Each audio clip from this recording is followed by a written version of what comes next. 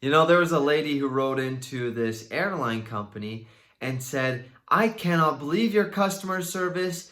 The flight attendant was being so nonchalant about safety rules and safety guidelines. She was joking around at when explaining these safety guidelines. I mean, I cannot believe as an airline company you would allow somebody like that to be on your team.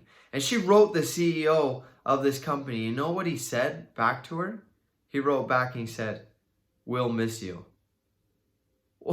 What?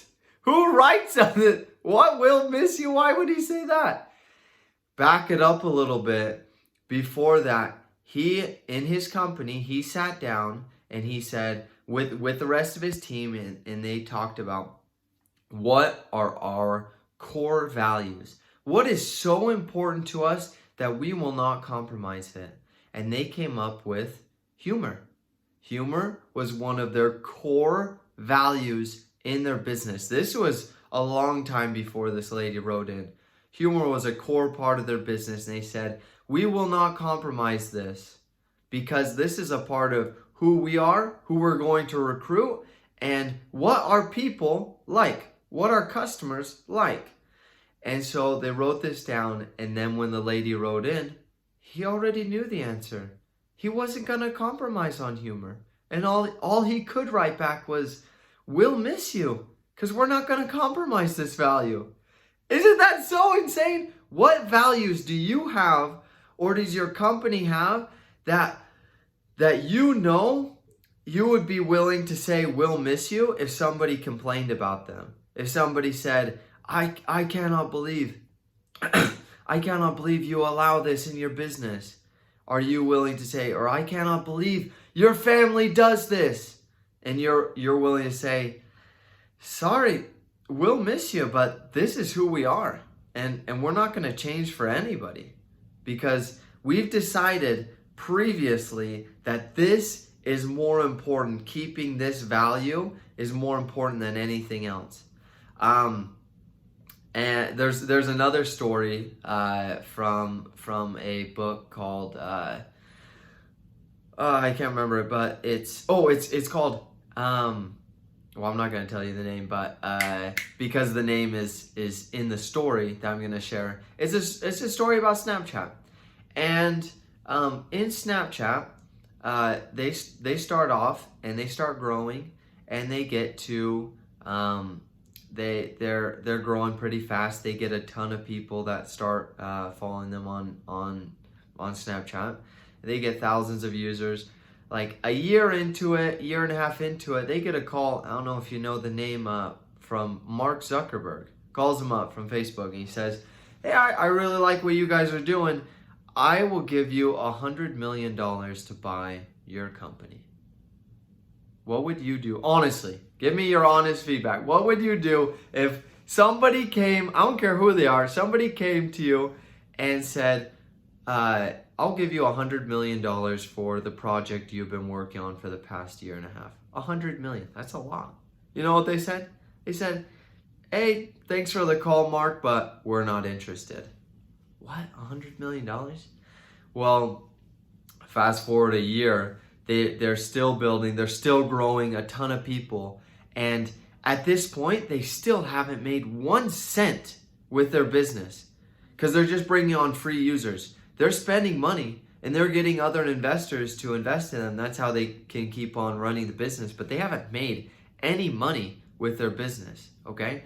They get a call a year later from the same guy, from Mark Zuckerberg, calls them up and says, final offer, I will give you $4 billion with a B. $4 billion. You might have fallen off your seat when I said that. What if you got a call? Put yourself in their shoes and you got a call and somebody said, I'll give you $4 billion for this company you've been running. And remember, you haven't made any money with it. No money. You don't even know if it's profitable. You don't even know if the business is going to work.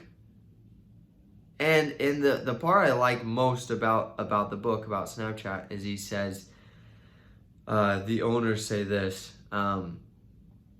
you don't really know why you're in business until you're offered $4 billion.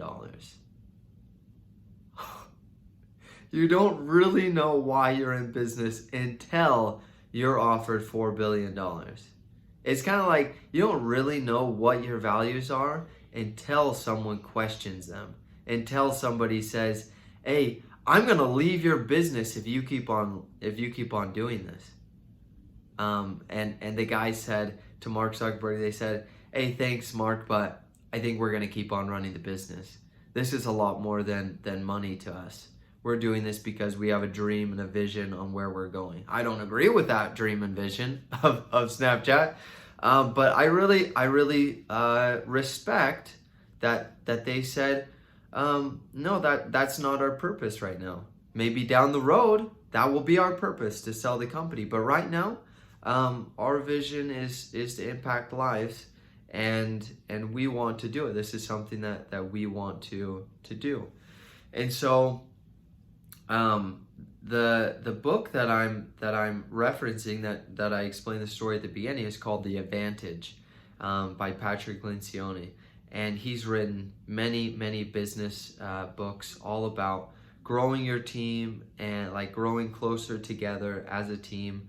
And again, it's not just business; it's literally any team, any relationship that you have where you're working together to accomplish something. So either it's your family, or it's your marriage, or working with your kids, or working with other friends on some project, working at church, working literally any relationship where you're working as a team together. These books help hands down. I recommend any and all of them. They're must reads. You have to read all of them. 5 Dysfunctions of a Team. There's one on families as well, and there's just several of them. This one is called The Advantage, and the other story I want to explain from this book that really helped me understand, teams was. I gotta remember it. It's in the juice. I wrote it down here. Okay. Yeah. Okay. The other story was really cool. And it's not, so the first story was talking about customers from the outside saying, "I don't like what your policy is." And he said, "Okay, we'll miss you." This other story, this team sits down and they're like, "Okay, what are our values?" And they start scratching some things out. What do we really care about that's important to us as a company? And they wrote down, in the book he talks about, don't just write down generic values like loyalty and teamwork and trust. Like, those are so generic, and can be taken so many different ways, because trust to me might be different to the next guy. It might be different to the next guy. You want something that is concrete, that everyone can have a basic understanding of, and that it goes deeper than just hard work. And so they said, well, we want something like hard work, but let's get a little bit more descriptive. And they wrote down willing to sweep floors. Isn't that a cool value? Willing to sweep floors. And it goes beyond just hard work that they're sweeping floors, but also adds an aspect of humility that nobody in the company is above sweeping the floors. That even the CEO, hey, if the job needs to get done, I'll go out there and I'll sweep the floors myself. I think that's so cool. I would love a value like that. Well, there was a guy on the team that the next day after deciding the values, he quits. And he goes in and he's like, "You know what? I just can't see myself as a floor sweeper." And the guy left the team. And you might be thinking, well, that sucks. They just lost one of their team members. How did that bring them closer together? Well, the thing is that team member wasn't with the team in the first place. And he went and talked to the CEO, and he said, you know what? I'm kind of big-headed, and I'm in here just to strengthen my resume. And the CEO said, no problem. That's okay. That's not going to fit what we're doing, but I'm sure there are plenty of other companies that want you. You're a great worker. You're a hard worker. And we need people who are humble on our team. And so the CEO helped him get another job lined up with another company. And the guy was a great asset to that other company. And eventually, a couple years down the road, he started his own company and then hired the consulting firm that helped that first business come up with their values. He hired them to say, okay, let's come up with our values. So there weren't any hard feelings. It's not like some people's values, nobody's values are better than another's. They're just different. And so one company's values, for example, we're going to start a second company, kind of a sister company to our first company, and it has different values than this one. They're not the same. And recently, my wife and I, we came up with our family values, which are different than our business. It has a different purpose. It has a different mission. They have different values. In each one of these three, there are different values. And they're not, when you may think of values, like we talked about generic before, they're not just fluffy words that make us feel good. They're actual, simple things that I can think about. Okay, what are we teaching? What are we teaching our kids? What are we teaching? Okay, one of ours is extreme ownership, taking ownership. Okay, don't point the finger at somebody else. Don't look at somebody else. Why didn't he do that? Well, we were sitting at dinner the other day, and I can't remember exactly the situation, but I think I came in, or we had dinner late because we went on a later walk, and my wife was like, hey, because I remember what it was. I wanted to wait until we said a prayer to give food, and said a prayer, and everyone had their food before we gave food to our baby son, and had him eat, because we want to teach that leaders eat last. Wait until everybody has their food in order for you to start eating. Don't eat first, because we don't want to teach that. And so I said, can you not give food to him before we say a prayer and everyone has food? And she said, I will do that if we have dinner on time. We had dinner late, and so he's getting punished for us having dinner late. And I said, well, I wasn't the one who had dinner late, even though I was a part of the issue. And she was like, what? No, we were a part of getting dinner late, because we went on the walk late and we came home later, and we decided to make something that took more time. We didn't do it. And I started pointing the finger, and she's like, hey, look at yourself. And right then I was like, oh yeah, I am blaming you for us eating later and giving food to him. And I was able to say, okay, yeah, that makes sense. I will be a part of the solution on getting food on time and getting on a walk on time.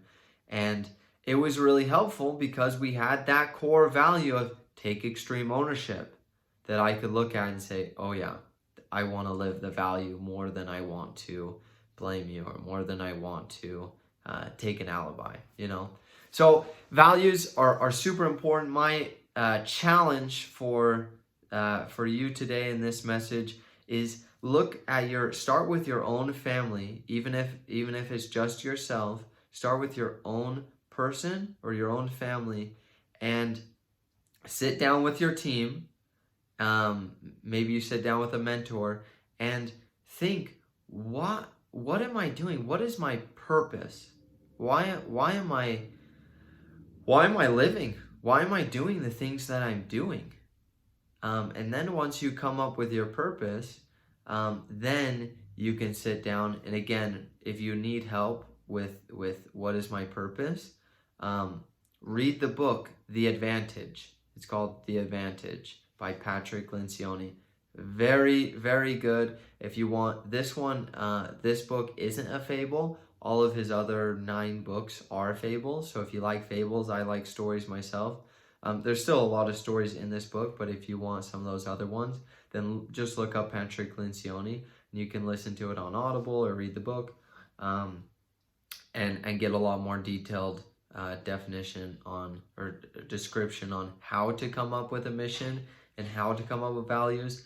But the main thing is just looking at, why do I do the things that I do? Why am I living? Why do I get up every morning? And who do I want to become? And you can come up with your mission and then a couple of values to help you live that mission. And I promise you that it'll bring a lot of clarity into your life, into your business, into every team relationship when you solidify those things. Appreciate you guys watching. I'd love to hear any thoughts you have on either the book or anything, any of the stories that I've shared. If you have any personal stories you'd like to share, please write them down in the comments. And we'll see you in the next video.